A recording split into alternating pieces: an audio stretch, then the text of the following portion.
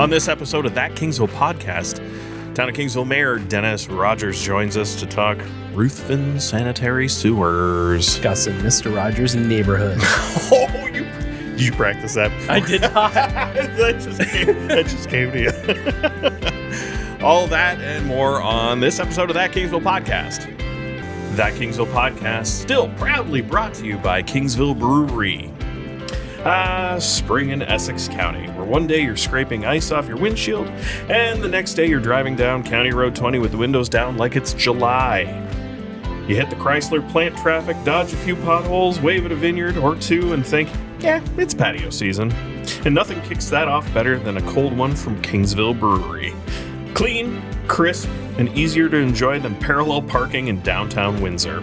First warm day, grab a light A. Feeling a little bold? Go for the hazy IPA. Juicy, full of flavor, and stronger than the wind coming off Lake Erie. Or take it easy with a Hefeweizen. Smooth, refreshing, and perfect for sitting outside pretending you're going to do yard work later. Break the lawn? Kingsville. Head down to the lake? Kingsville. Put your snow brush away too early because I did that this weekend and it's so gummy. You can't put it away in March. What are you thinking? I'm dumb. It was nice. Put your snow brush away too early and now you're committed. That's definitely a Kingsville. Brewed right here in Kingsville. It's made for backyard hangs, dockside sunsets, and that first day you say, yeah, I'm not going back inside. Check out the full lineup at kingsvillebrewery.com. Free delivery in Windsor and Essex County. Kingsville Brewery, because spring in Essex County is short, so don't waste it on bad beer. Kingsville. Welcome to That Kingsville Podcast. It's Dave, Kevin, Steve. Yet again. Hey, it's spring though, and we're still here. Hooray! Yeah, much like the Kingsville Brewery ad, I got real overzealous, and I'm like, yeah, you know what? Looking at the extended forecast, sorry, I'm going to speak in Fahrenheit because that's what, we do here. 50-degree days. I see that in the forecast. You know what? It's never. And then this morning, go out to the 10 car. Celsius. Yeah. Well, thanks for the conversion. You're welcome. But I go out and it's -3 Celsius this morning. Getting 27 Fahrenheit. Kevin Black, weather news And weather.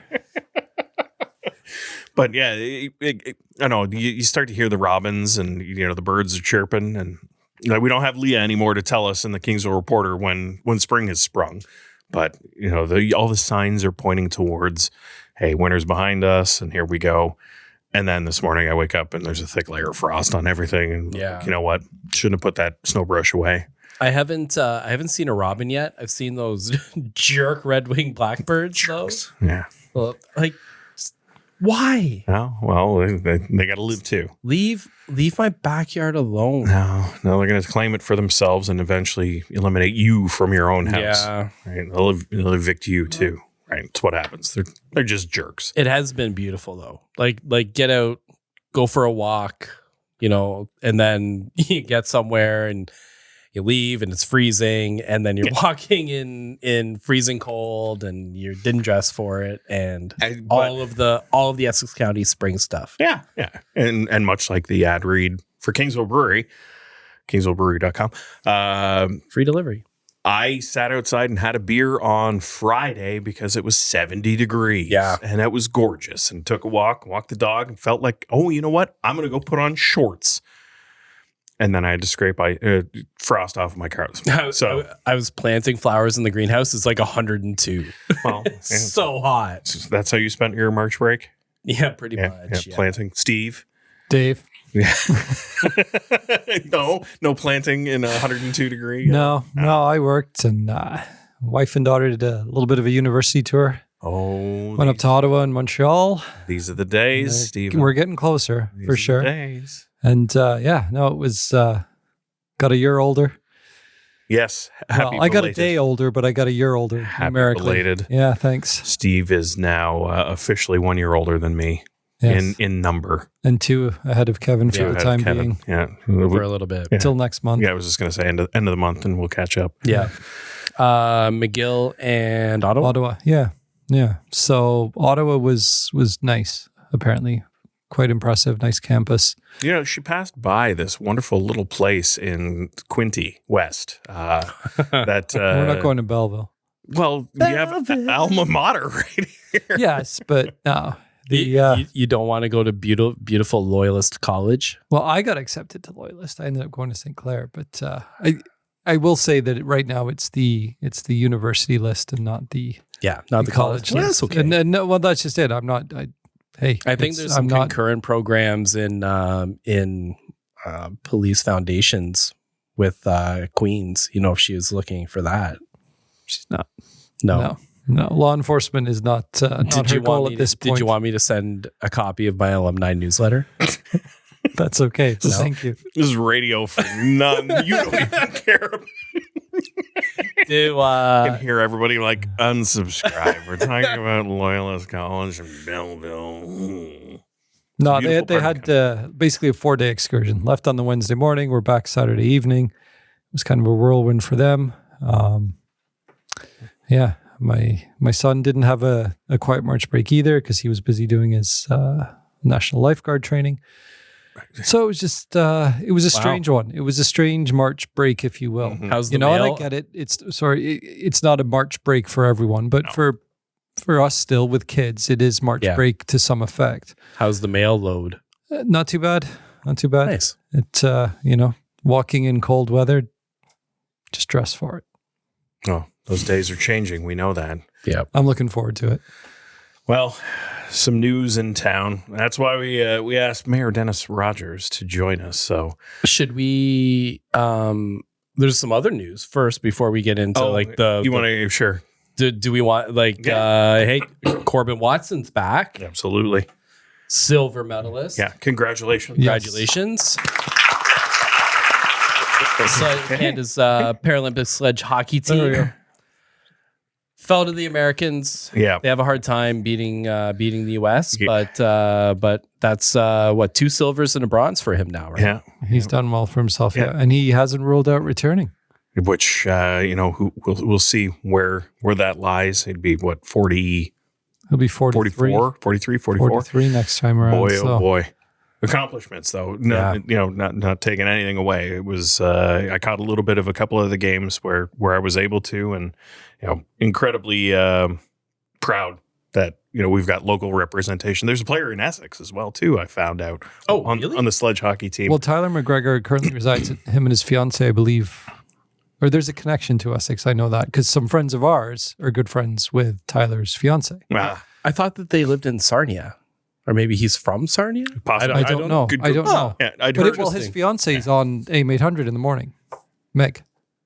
Oh, no way. Wow. Yes. Radio for 2. Dave, we'll invite you back in a moment. We'll tell you when you can. I know that. I believe. I know Meg. Fantastic. The rest of our listeners and viewers. Welcome, everyone. Hey. Welcome to socializing with so Kevin and Steve. We're falling apart. Yeah. They did do a pretty amazing thing at St. John's, St. John de Brébeuf. They did. Where they had a big assembly. They had the game on the projector because Corbin's kids go to St. John's. And so they were able to all watch and see it happen. And there's photographic evidence. That's great. We go. But it was congratulations to him. Now for some more interesting town news. Sewage water. Boy, oh boy. Oh, this is going to be draining for our listeners. Oh. Thank you. Joining us on That Kingsville Podcast, Town of Kingsville Mayor Dennis Rogers. Thanks again, Dennis, for joining us on the podcast. Yeah, my pleasure, guys.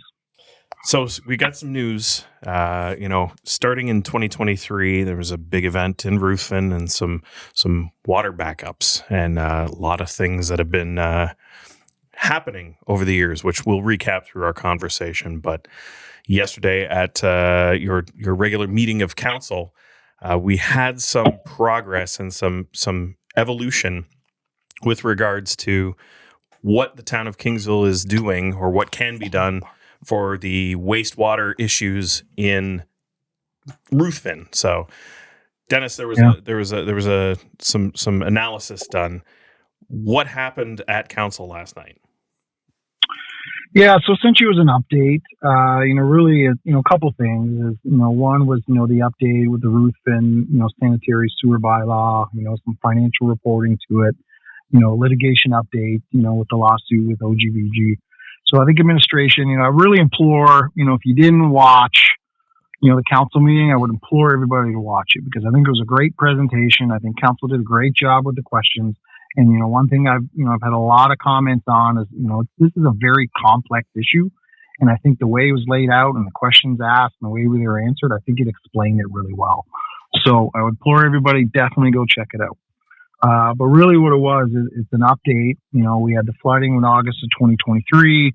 There's been many steps, from then till now, steps we've taken, along that process. We passed a bylaw, just for some regulations. We're starting off, with the greenhouses as they were the largest water users. We had to make some changes on the residential side. Those were kind of, a little bit quicker. And as we progressed, we put in an interim control bylaw, which stopped, any new connections, into the system. And then we made some headway, and then we allowed, current lots, no new developments, but current lots now, they could be able to hook in the system as they were being sold. And then, we moved down the road a little bit more. And then, obviously was a lawsuit, that came from OGVG, contesting the bylaw, which, us working with them to fix the sewer. So that was their one contention. The other contention was, the costs that were being borne by those stakeholders, essentially for them to be repaid. So, yeah, it's a lot of information. Yeah, a lot. Yep. So, a big identifier that came out through this analysis was the amount of discharge that the greenhouse tie-ins was contributing to the overall amount of water, and that amounted to about 75% of the total, if I remember correctly. Yeah, I'm not sure, and I don't have that percentage from me, but it was a high amount. And, we put, we kind of put things in and around, different, Director Martino spoke to this, just in and around Ruthven, different neighborhoods. We put it by the industrial park. We put it in residential parks. Obviously, we put it closer to where, some of the ag developments are, just to see, what the flows were. And, we found that majority of the flows were coming, from the greenhouses. So, there were some connections on the residential side. So we addressed those. We, met with the homeowners. They fixed it on their dime, fixed their connections. We found there was a very low amount of flow coming from the industrial park, like low as in residential flows. And the majority of it was coming from the greenhouses. So, I know, a point of contention, on the lawsuit is that they were being targeted, but, we really did our due diligence just to show that, everybody was included in this. And we got data from, residential, industrial, agricultural, you name it. And then, you want to tackle where the most flow is. So, and that's what we did. So, Dennis, I remember back in 23, there then were some discussions, more rumors than anything, that the actual cause was construction issues when those sewers were installed in that subdivision development. That was ruled out, right? It was, yeah. Any residential, and that's one thing Director Martino kind of spoke to. Like it's, that a lot of that infrastructure was pretty airtight. Any of the issues we had on the residential side was, stormwater going in, cross connections into the sewers, which were fixed. So it was just the sheer amount of water that went and overloaded the system, and unfortunately, backed up into houses. So how did we get here, Dennis? Because it's not, it's easy, and we'll get into the greenhouse side more, but it is easy to say it's the greenhouse's fault, but the town is who allows them to connect to the sewers. How were they able to get to a point where they're able to discharge so much more when they're discharging into a municipally regulated system? Well, I think that's what you heard, at council last night. And so 2013, there was a bylaw that was enacted, which, that's what allowed everybody to hook in. And when they were allowed to hook in, there was quality and quantity restrictions, a part of that plan. And, from that point on, we trusted that those items were being met. Lo and behold, 10 years later, we have some issues. And obviously we find out that those weren't being met. So now we have a bit of a situation where we're overtaxing our municipal infrastructure for treatment and pumping and whatnot. So there was budget line items in the current budget or the past budget to increase our pump capability. And through last night's meeting, the report came back that even that improvement is being taxed with the amount of flow that we have to process. What? Yeah. No. Go ahead. No. Yeah. I mean, I was just agreeing. Like we made some steps to put some pressure relief valves in there and be able to help with the system. Like, you heard them kind of talk as, on the, like a force main, versus a gravity main, the difference between the two. It's a really long force main, right? That's part of the issue too, is, the initial infrastructure is, you never really see a force main that's, 6-7 kilometers long. Like, it's just problematic, right?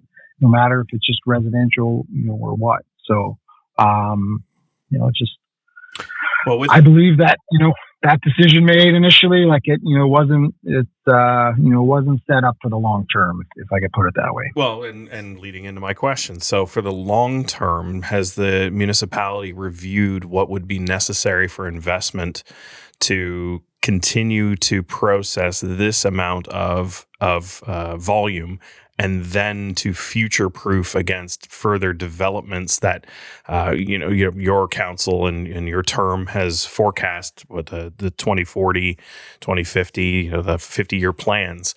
Have we identified that as a municipality of what would be necessary? Yeah, so you see part of the motion last night was a couple things. There was a couple items that were kind of put into one. Is one was the water and wastewater master servicing plan.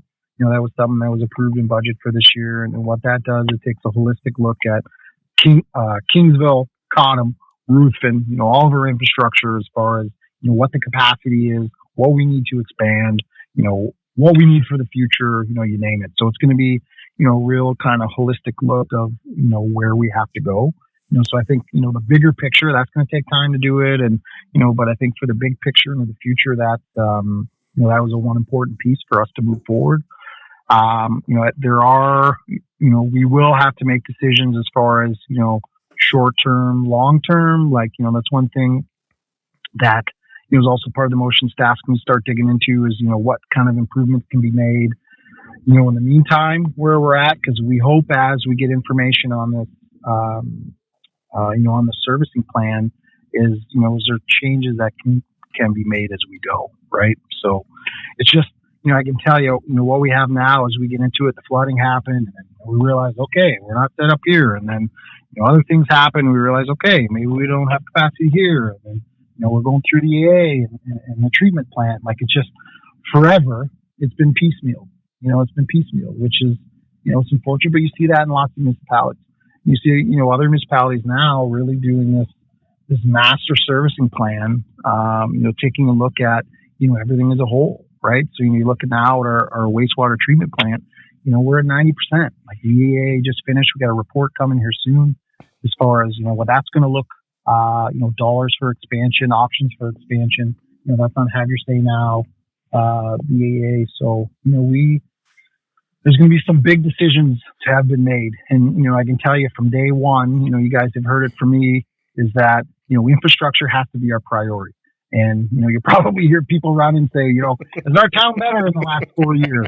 Right. But I can tell you, underground, absolutely it is. On the roads, absolutely it is. On the sidewalks, in your culverts, in your drains, absolutely it is. Right. Because to me, I'll preach all day, the increases that we have is the majority of it's going to infrastructure. And that's what we have to be good at. Like $18 million, I'm sure, I've been saying it till I'm blue in the face. $18 million is what we should be spending on current infrastructure. We're only spending 11. And that gap is closed in the last couple of years, right? And that's not popular, and it's not, lack of a better word, sexy, and it's not, tons of value, but it's what we should be good at. Because I'm a firm believer, if you're in a community where your infrastructure is failing, your community will die. And we have to invest in it. And we haven't historically, and we have been now. So Dennis, if the thought is that the town needs to reevaluate all of the different sewage facilities across the municipality, whether it's Cottam, Ruthven, the treatment plant, are we sure that there's going to be capacity for the west side of Kingsville where, just last night, the town approved $2 million to build water mains along the new road. Is there going to be capacity? Is there still capacity to even build houses on that side? Can the town be sure that we're able to do that if we're not looking at fixing Ruthven as a singular, that it's actually the full service may need to be reconsidered? Yeah, so a couple things, right? And we always say, when's the best time to plant a tree? 20 years ago, second best time is now. This master servicing plan should have been done 20 years ago, but now we have to do it now, right? So to answer your question, do we know for sure, the water line we got for a grant, right? So that's, those are provincial dollars, which is great. So there's no taxpayer dollars going towards that.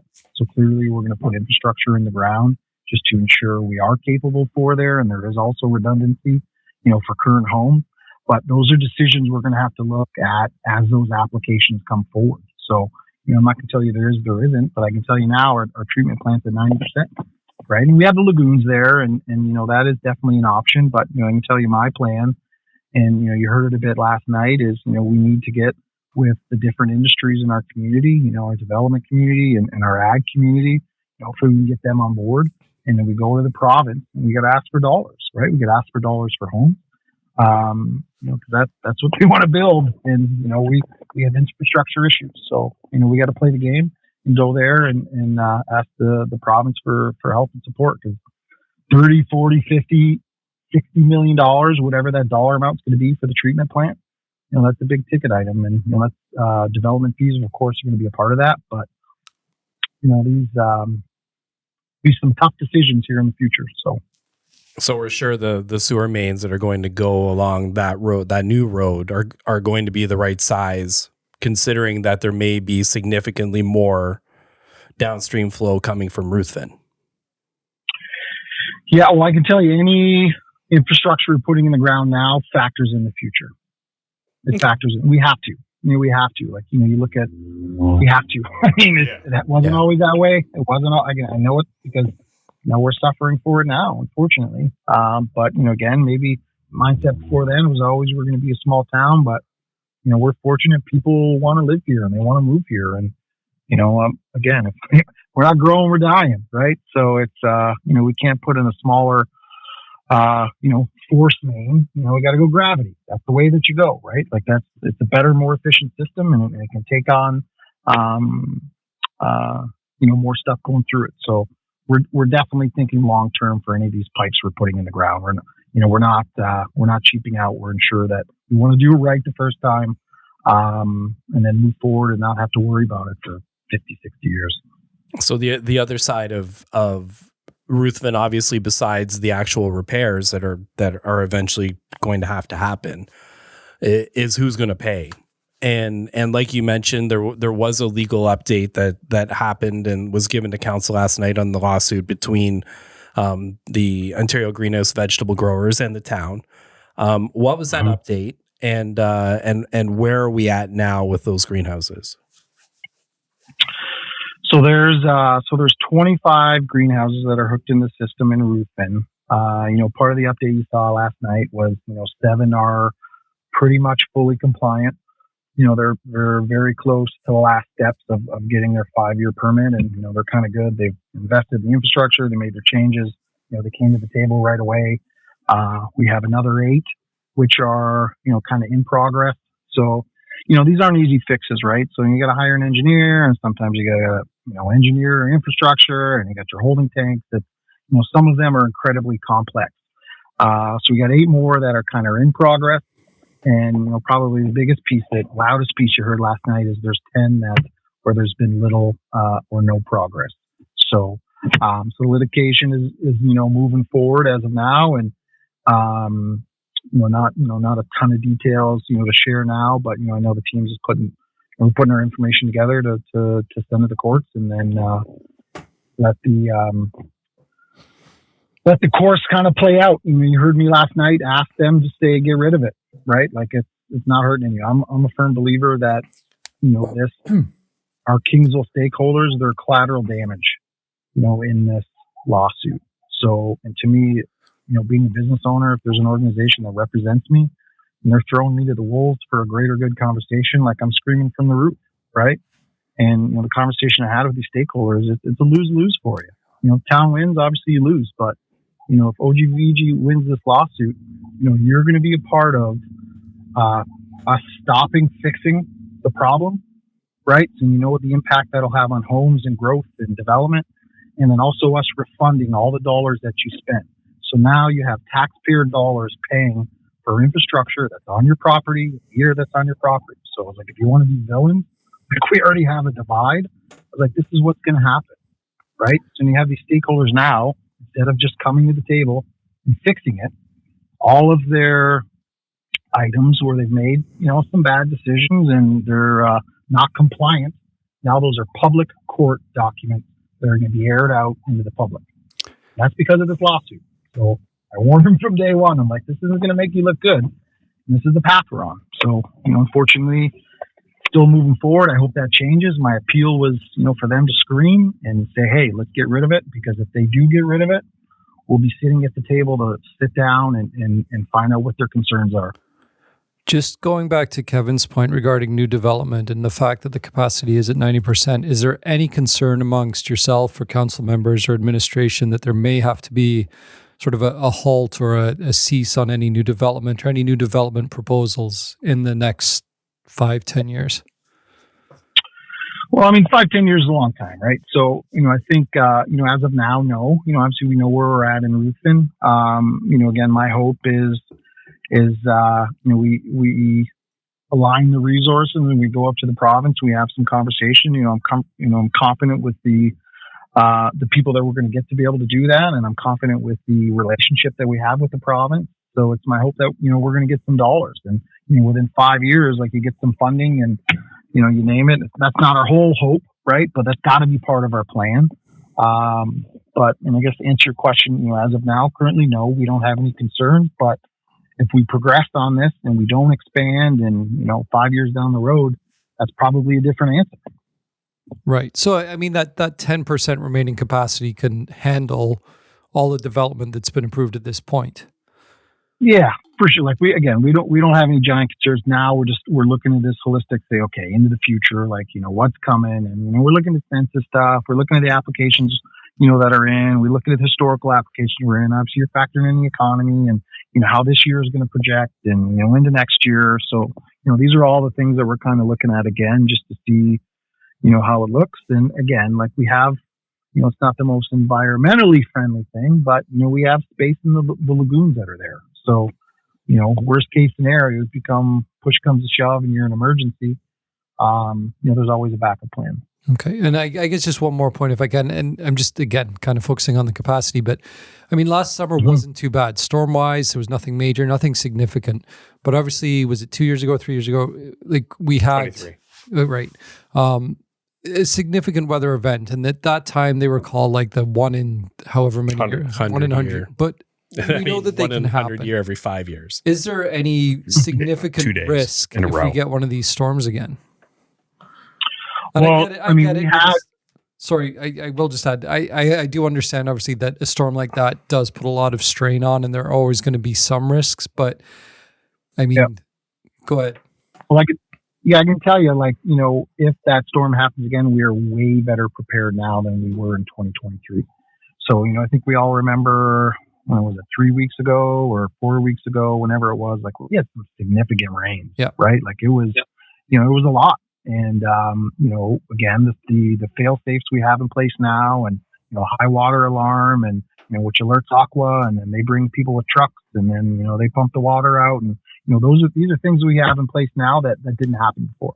Okay. Right. And we didn't have before. So we put some things, we've created a little bit of capacity over the things that we've been doing. And, you heard, Director Martino say that now, we have the lowest risk than we had since before then, right? So the system has lower capacity or less volume, I should say, going in it. But we have these fail safes now just in case something like that happens. So am I going to say never, never? Because who knows? We say 1 in 100, and Kevin said it's every 5 years now. So I'm never going to say never, never. But we are the best prepared than we ever have been. And I think that's reassuring for a lot of people who were underwater literally. No. That was that was no pun intended. Yeah, on that one. I get it.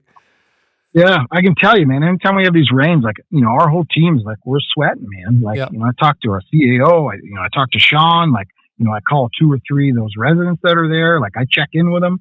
I call Walter. I'll reach out to the Peronis. They're on our radar, man. We never want this to happen again. That was terrible.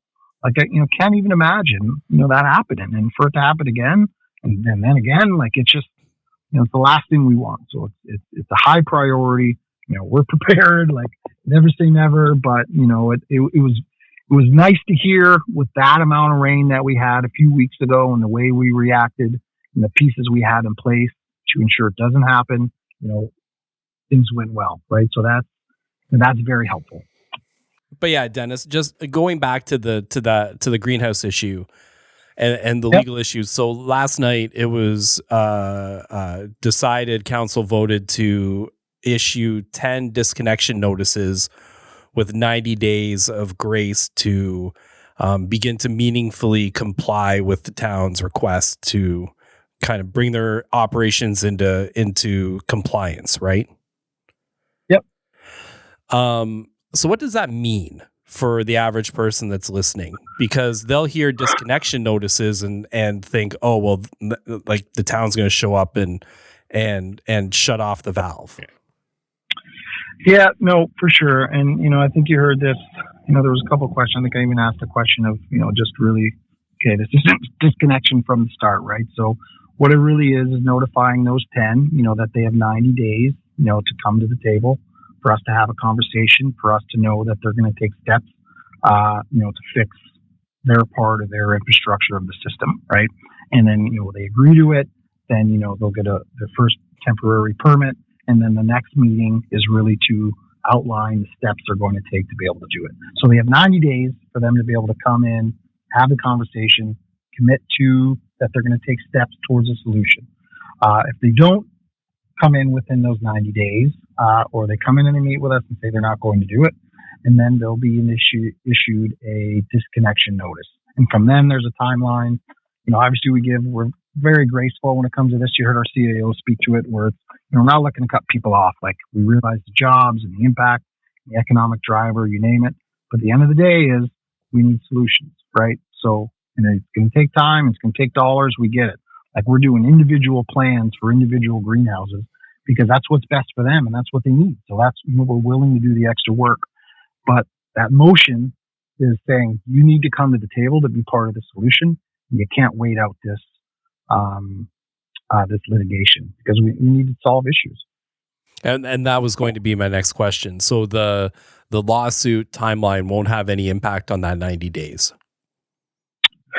Well, you never say never with lawyers, right? So it's that was a council direction, and again, I think the unfortunate part, we've been doing this now, over a year, right? A year plus. So all 25, the greenhouses involved, they've known that these are the steps that we're taking. They've known the process. They know the bylaw. Well, I hope they understand the bylaw.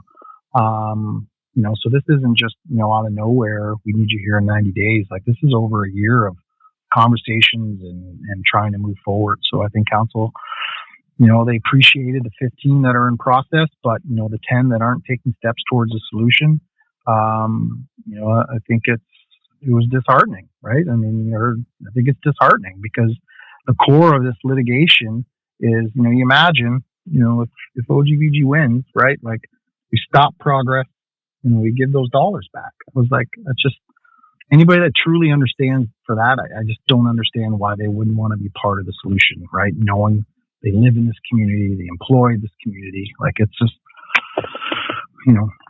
So, yeah, a lot of sensitivity and things to that nature. And on that point, we know that the wastewater that some of those facilities generate include nitrogen and phosphorus from fertilizers, which further taxes our system for processing that wastewater.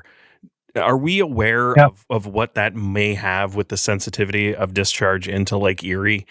Because as of lately, on the opposite side of the lake, we see a lot of algae bloom in the mid-late summer months. Do we know if any of this is contributing towards those blooms? Has that been reviewed? Yeah, I mean, not on our side. Like, that'd be kind of a, an IRCA kind of deal, right? So, we're not, going out and testing, testing the lake, doing any of that. Like, that's definitely in IRCA's realm. We're just trying to fix the infrastructure and make sure that, what comes to our plant, we're able to treat it, and then it's correct, the correct amounts when it goes, into the lake.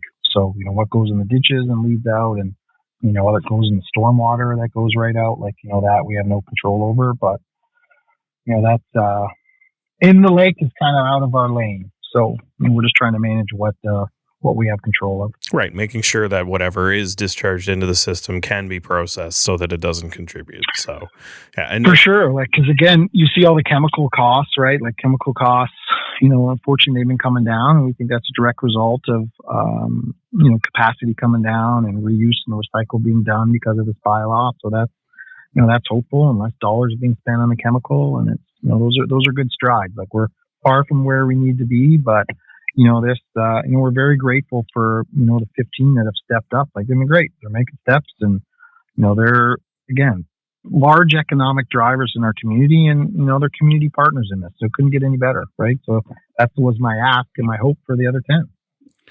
Yeah, definitely we'll have to see over the next couple of months what transpires. If we've got more that are willing to make attempts towards coming in line, maybe the lawsuit rears its ugly head and things take a proverbial left turn, or, who knows, maybe something else will occur and completely change what has to be done in the moment. Knock on wood, we don't need 214 millimeters of rain in 36 hours. Again, anyone would, suffer any kind of, outside conditions because of that. So, yeah, well, it'd be a good show for you guys, right? How much dollars were spent in this litigation, right?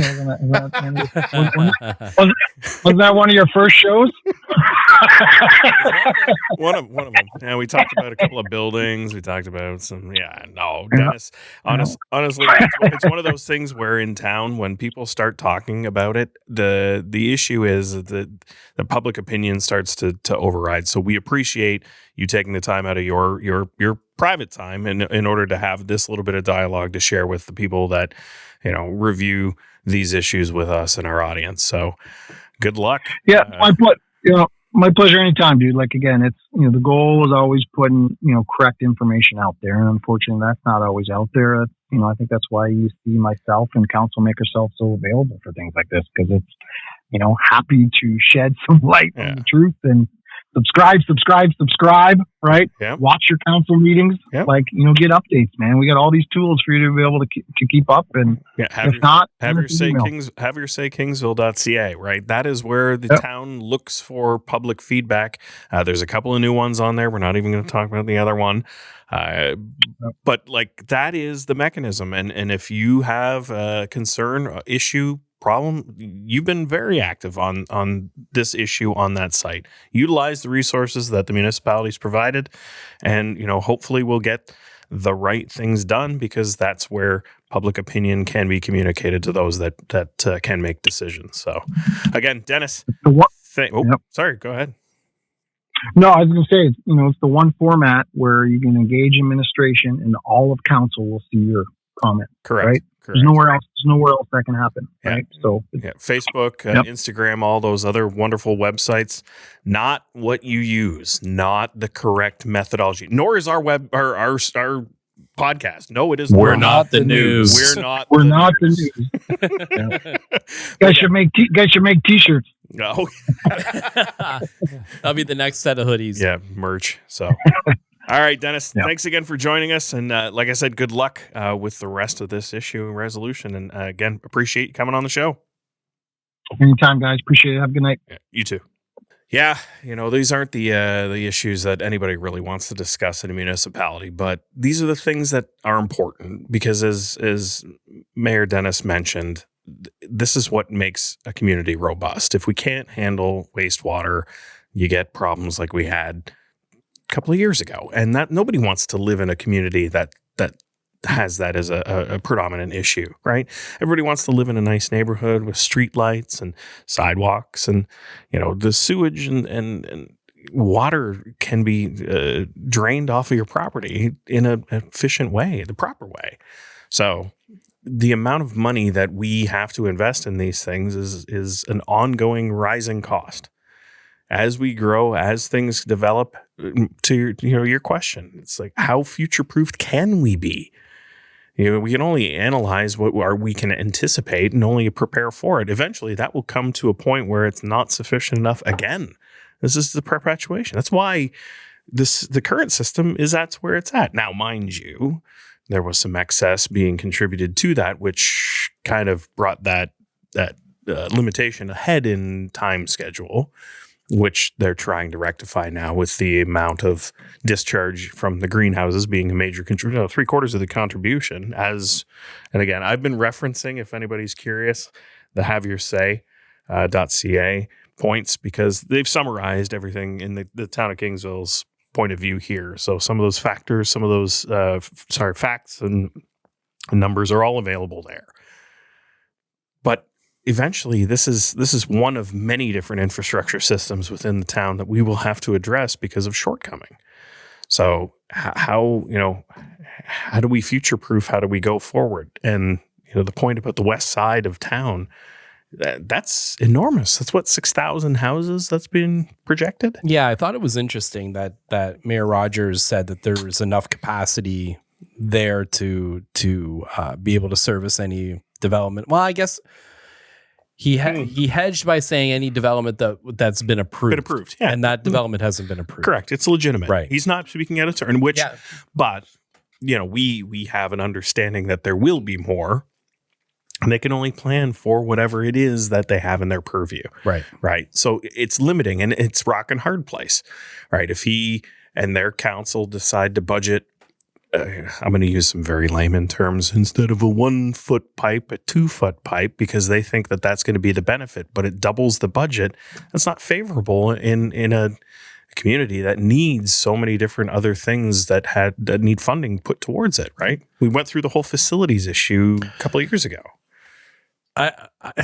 Go ahead, Steve. No, go ahead. This one's you. For once, you guys aren't going to talk over each other? I would argue that point because it's development charges that are being used to fund it. Mm-hmm. And so the idea is that the town would take a scope of the amount of development that would be expected to be tying into that, and then prorating the development charges, and then using those development charges in their reserve to pay for it. Uh-huh. Right. And in no way am I suggesting the town is doing anything wrong with their development charge reserve, because it's actually one of the best in the region. Correct. In the way that it's been handled. But that's the whole point of them, is that you do put that 2-foot pipe in, even though it's going to be more expensive, because you know that that development is coming. Mm-hmm. And so that is primarily the reason that we're in the situation that we are with Ruthven now. Yes, there are greenhouses tying in. They're putting more in than they should have been. But ultimately, that was always going to eventually be an issue, because they're running a force main the length of the Greenway from Ruthven all the way to the treatment plant. Mm-hmm. And if you I'm sure you remember, Steve, when it was being put in, there have been issues with that force main since it was installed. They've had to go through, they've had to deal with the pressure issues, the pressure valves. Like there's one that's at the back of our farm, because our farm backs up to the Greenway. There's one close to there that's always the problem.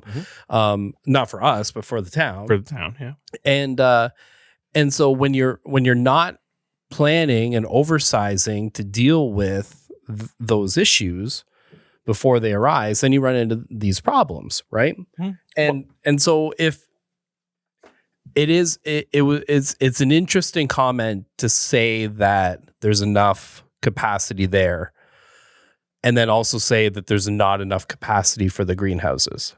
Even though you're talking about two separate areas, now you're looking at it holistically. So it'll be interesting to see how that gets dealt with. But I could qualify that as well, too, because under the former requirement or allotment for their contribution to the system, it was more than sufficient. The problem is the overage, right? Right. The amount of tie-ins is contributing more than the anticipated volume given the system. So, but that doesn't excuse that fact because of future developments, right? Yeah. If things continue to grow as they do, growth is inevitable.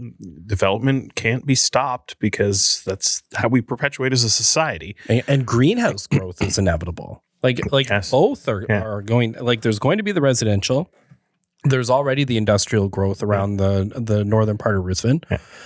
And then there's going to be more greenhouses. Yes. Yeah. Like it's going to happen. Yeah, we need food to eat. Like the people love the cucumbers and the peppers and the tomatoes and whatnot that get grown. We're very lucky to have that here. But it also does come with some conditions and some things that as a municipality, we have a unique situation because we were talking about Quinte West does not have this issue where this enormous amount of greenhouses are playing a factor into infrastructure, right? We've seen it with hydro having to put in additional capacity. So I talk with my hands. You know this. I love it.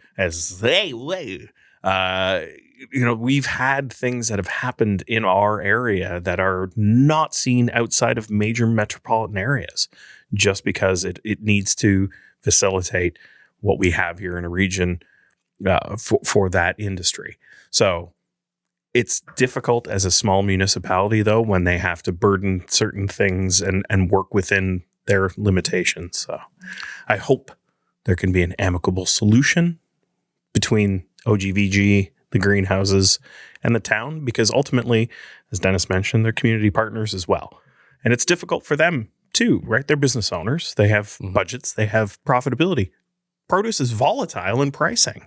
There's so many different things, and it's a perishable item. So if we're not able to sell the crops at the right time with the right pricing, some of those growers probably are razor thin margins in certain areas, and maybe it is difficult for them to be able to do that kind of thing. Maybe it's an old facility that would need major uprooting of infrastructure, which would tie into them and their inability to produce. Right, because of the way that they're set up. There's a lot to it. Steve, you look riveted. I'm learning a lot. No, but all I was going to say, and going back to the capacity, is we obviously don't know what 10% remaining equates to. Means. Like, I don't know, does 90% capacity, how many homes it serves, how many greenhouses, how many apartment buildings, how many businesses. So it could mean that 10% can serve 6,000, 7,000 homes. So I'm an engineer. And there's always a thing called a safety factor whenever we engineer anything. And this is the only time you'll ever hear me call myself an engineer, because I'm not really. But the safety factor is usually that 10%. So I'm hopeful that the facts and the numbers the factors that they've been communicating are also encompassing the safety factor. And not the 10% is the safety factor. I would be hopeful, because if that's it, then in my educational background, we are at or over capacity now. So, yeah, I would, based on your comments, assume that they're factoring in that 10% simply because you cannot keep approving development at this point and asking for 6-story buildings on different locations. But they are expanding the lagoons right now. Correct. Okay. Yeah. With the West Side Collector Road expansion and all of that development, that'll have to be used as a stopgap in between, because in order to build new infrastructure to handle that separately with treatment facilities, there isn't. And they're landlocked too, which is the other problem. So that's something that's completely kind of been out of this situation, right? Like there's land acquisition that has to happen. there's routing. There's, oh my gosh, it's just you want to open that book? Like that's a different podcast. Stay tuned when we announce our new podcast. Hey, would you the area near the treatment plant that would probably have to get taken up? Would you say it's a real dog's breakfast? Yes, it is. Yeah. I don't like the westerly winds, I should say. Anyhow. Yeah. It's a lot of crap. It is. Just you should scoop. Yeah. Anyway, folks, thanks for staying with us. One of those topics that isn't exactly the most razzle-dazzle, but it's important. And as Dennis joked with us about how we like to talk about things like legal investment and things like that. This is what we talk about when we're like curious about something, and because we're not the news. No. Because we're not the news. No. We're not the news. Thank you. Don't investigate. Do I hate to use the words. Read. Like use the facilities, use the mechanisms that the municipality develop your own opinion. Be part of it. It affects all of us. So yeah, the pipes under the roads matter. The pipes under the roads matter. The wires, they matter. Yeah, they matter. Everything matters. So again, appreciate everyone sticking with us. Thank you for tuning in. We'll see you next time on That Kingsville Podcast. Go Jason. Go Jason. Go. We're not the news.